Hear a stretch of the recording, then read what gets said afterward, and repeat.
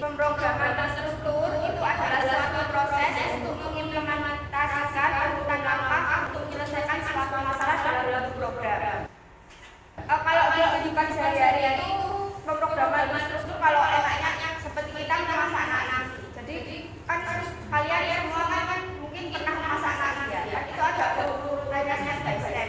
Nah itu pemrograman terstruktur kalau di kehidupan sehari-hari seperti itu. Jadi kalian yang harus mengambil beras terlebih dahulu, mencuci, terus menambahkan air, terus baru kita masukkan ke nasi warna seperti itu di kehidupan sehari-hari. Jadi sama ada step-stepnya supaya program yang kita mau lakukan itu berjalan dengan baik-baik. Struktur itu ada suatu proses untuk mengimplementasikan urutan langkah, menyelesaikan suatu masalah. Nah, pemrograman terstruktur juga diartikan sebagai suatu aktivitas pemrograman dengan memperhatikan urutan langkah-langkah kita secara sistematis, logis, dan tersusun berdasarkan algoritma yang sederhana dan dibagi.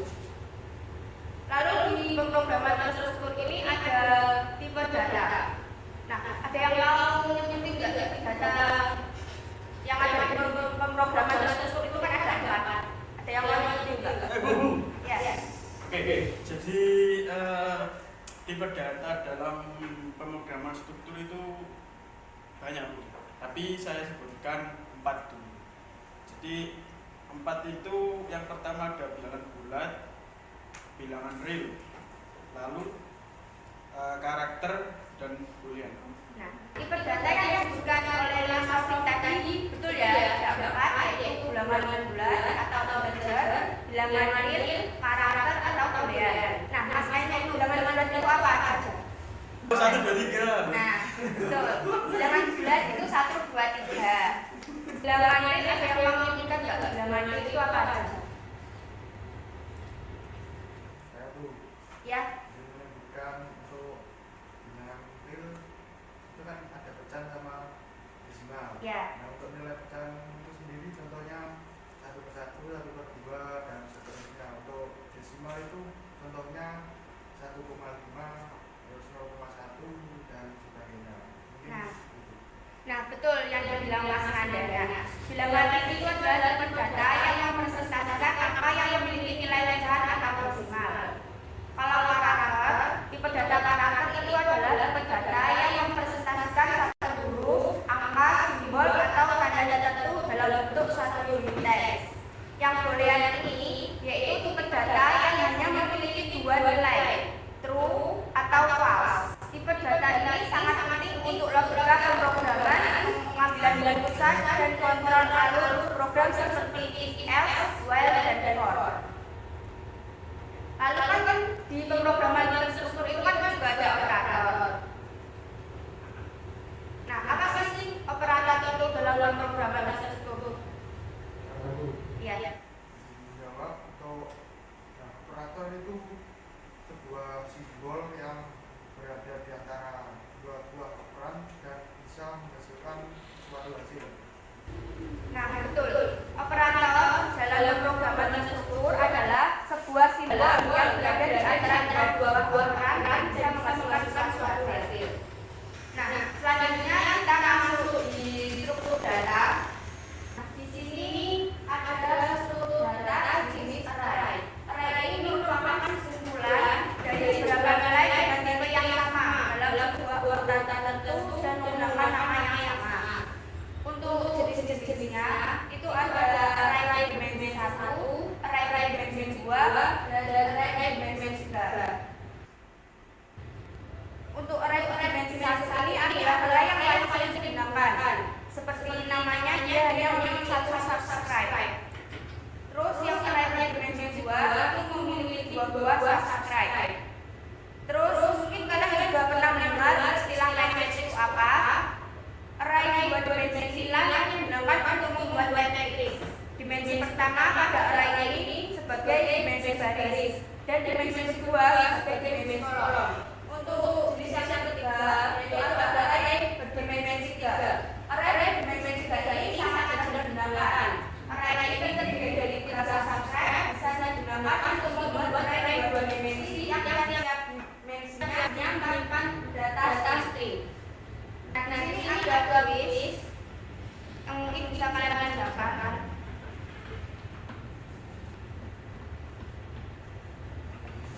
Untuk kodenya kuis ini. Formatnya gimana? Untuk formatnya cuma nama aja, Pak. Nama panggilannya. Ini ada apa? Dapat nilai A ya.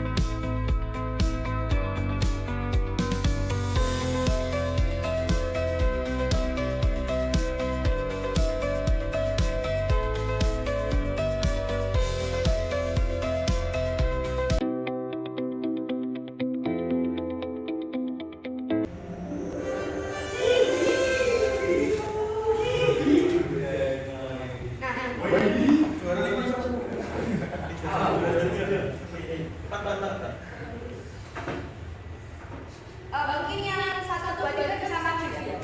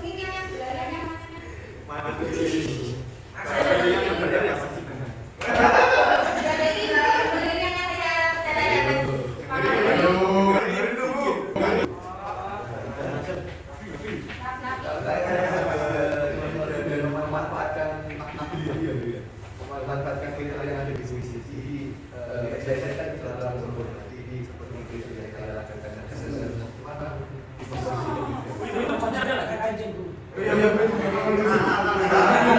sampai setelah anak-anak papang seperti itu Bu. Oke, saya duduk. Terima kasih.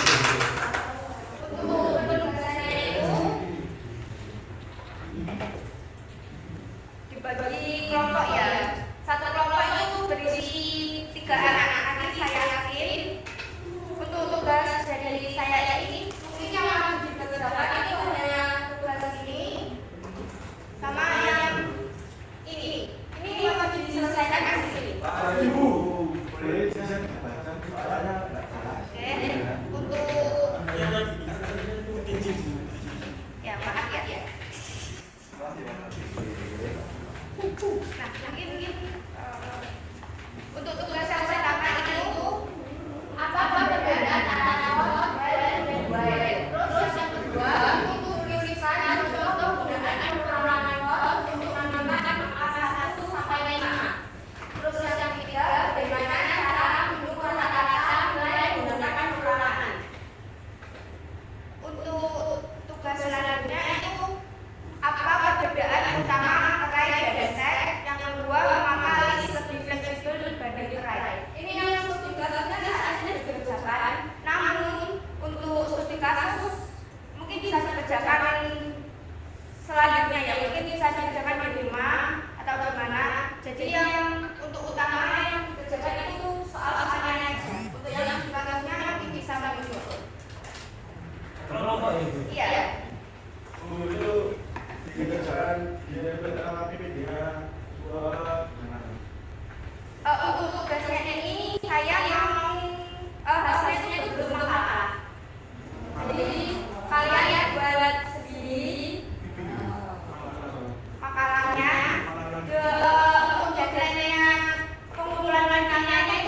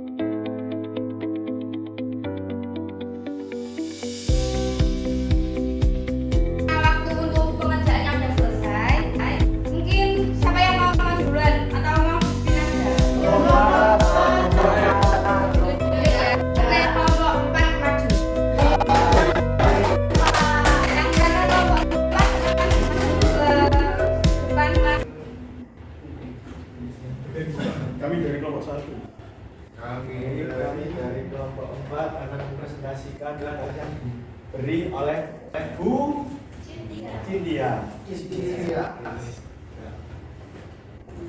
Oke, baik. Untuk tugas kali ini adalah mengerjakan yaitu soal.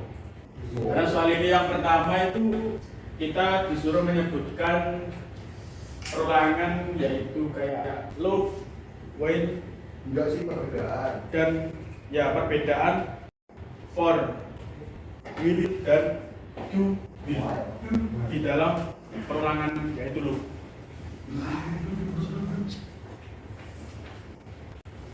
Oke, yang pertama ada for loop. Ya, for loop digunakan ketika jumlah perolangan sudah diketahui sebelumnya. Struktur perubahannya lebih terorganisir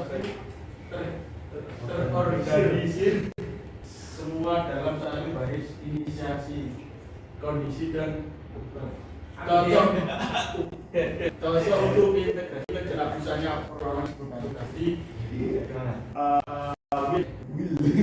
For ini biasanya digunakan ketika kita inisiasikan satu kondisi yang yang tak terhingga biasanya. Tadi udah ulang 10 kali.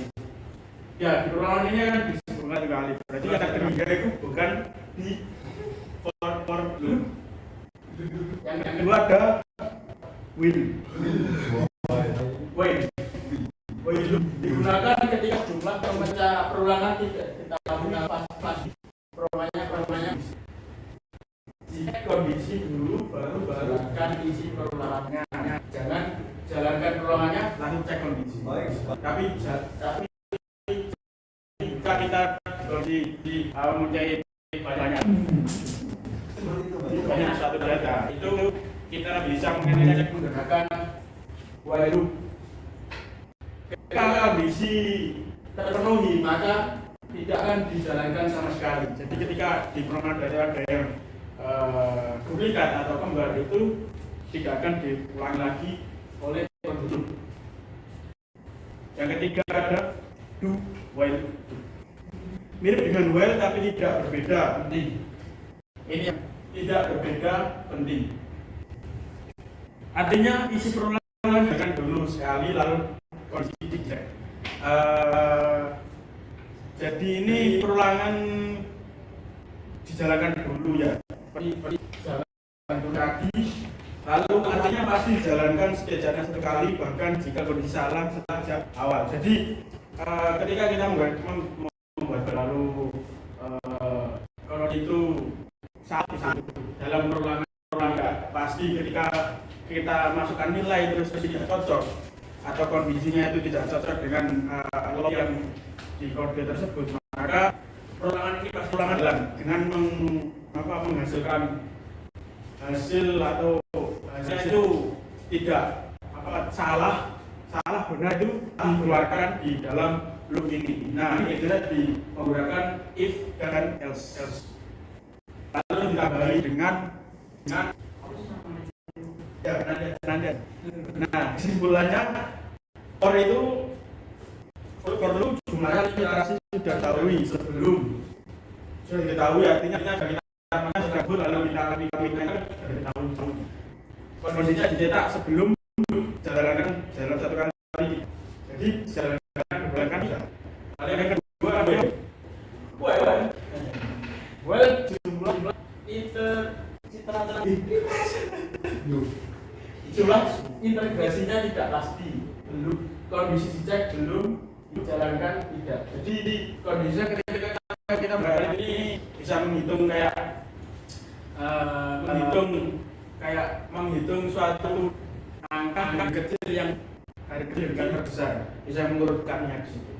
Yang ketiga ada do itu perlu dijalankan minimal 1 kali sudah dan kondisi cek sudah. Jadi ketika sudah dijalankan cek apakah kondisi tidak dijalankan 1 kali artinya ini tuh bisa dijalankan di kondisi yang Ya itulah. Oke, yang ketiga, yang kedua coba jalan raya. Selanjutnya masuk ke tanggal logika. Tidak biasa mana?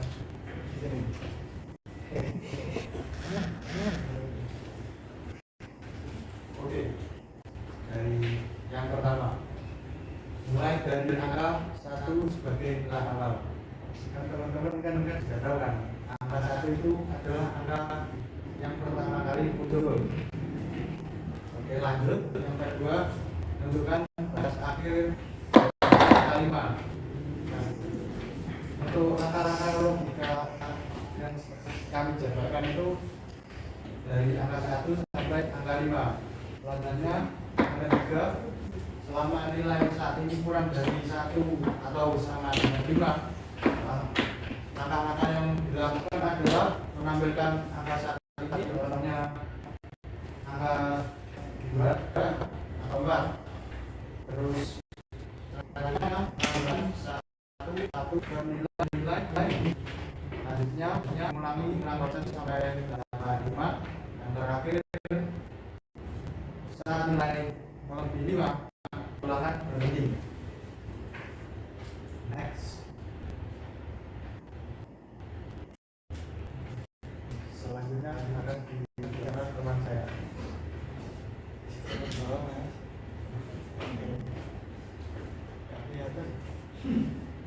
Nah, jadi ada mas.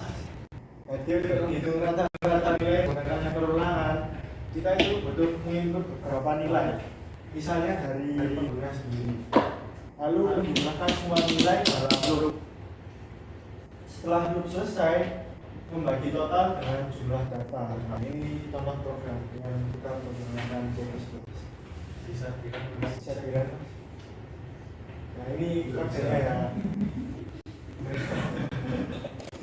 Gunakan pertama yang kita masukkan di define adalah jumlah nilai.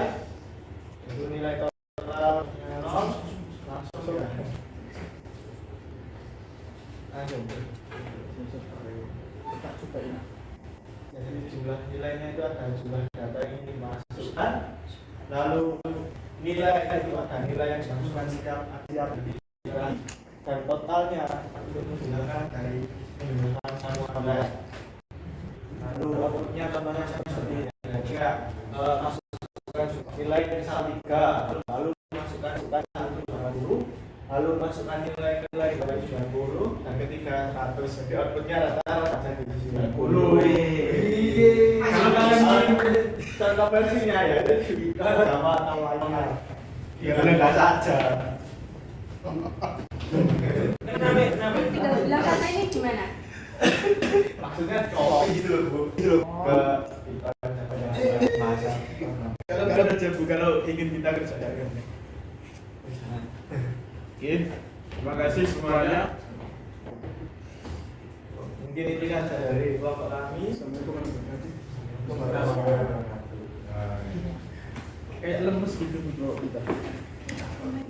Semangat.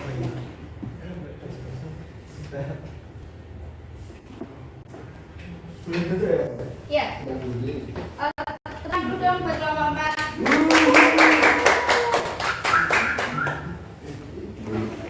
Nah, untuk kelompok yang belum presentasi mungkin bisa dilanjutkan minggu depan ya. Nah, karena kan tadi kita udah belajar struktur dari awal sampai akhir, mungkin pengertiannya, terus tipe-tipe data yang ada di pemrograman terstruktur, terus operator yang ada di pemrograman terstruktur, terus ada struktur kontrol percabangan dan ulangan, dan ada struktur juga udah semuanya udah kita pelajari tadi. Mungkin aku mau memberikan pertanyaan.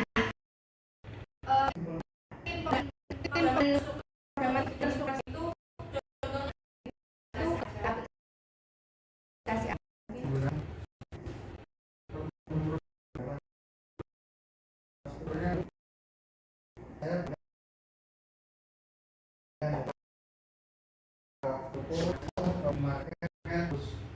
Untuk yang di rumah mungkin ada HP itu terus masuk ke di rumah sakit ini juga ada sistem ada mungkin yang ditambahkan di apa di kegiatan sehari-hari teman-teman mungkin game sederhana seperti tebak gambar, kembali lembaga HP, tadi ada kalkulator terus kemudian juga belajar pemain web itu ada apa sistem login untuk masuk ke aplikasi ada itu terus untuk yang di rumah itu ada otomatisasi lampu terus yang terakhir ada program absensi untuk sekolah atau kantor gitu.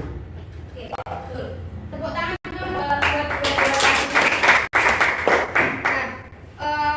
betul disebutkan Mas Dani. Mungkin pengaplikasian pemrograman terstruktur di kehidupan sehari-hari itu yang sering kita lihat itu kayak tema saat kita mau tidur kan kita itu termasuk pemrograman terstruktur buat kehidupan sehari-hari.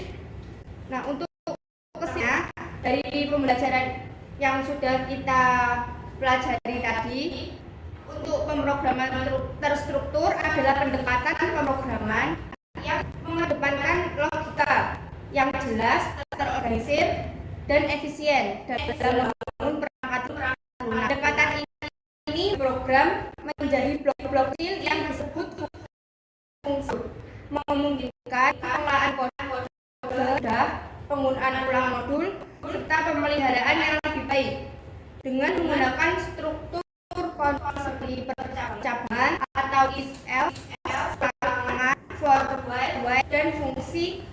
Pemrograman terstruktur membantu mengurangi perumiran dan meningkatkan keterbatasan kode. Penerapan pemrograman itu sangat penting untuk menghindari spaghetti kode, mengurangi bug, dan mempercepat pengembangan panjang. Ini juga dasar untuk berbagai model, termasuk pemrograman orientasi objek atau OOP dan pemrograman fungsional. Dengan konsep ini, Bemer dapat membangun yang legal, efisien, dan cepat. Nah, mungkin itu kesimpulan yang kita ambil dari pembelajaran kita.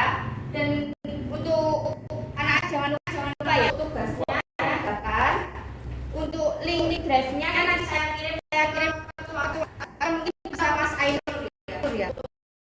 Link akan Mas Ainur. Mungkin pertanyaan lagi.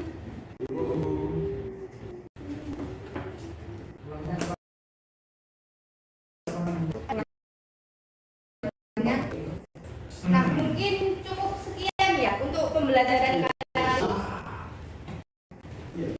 Jika kurang adanya, maaf yang sebesar-besarnya. Wassalamualaikum warahmatullahi wabarakatuh. Waalaikumsalam.